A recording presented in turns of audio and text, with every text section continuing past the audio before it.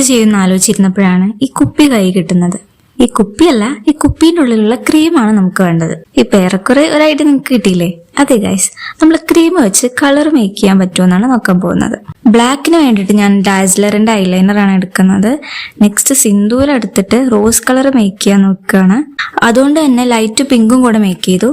ഇപ്പൊ തന്നെ 3 കളർ ആയിട്ടുണ്ട്. അപ്പൊ ഏതായാലും ഇതുവരെ കണ്ടല്ലേ, നിങ്ങൾ എല്ലാരും കൂടെ എനിക്കൊരു 30 ലൈക്ക് തരൂ.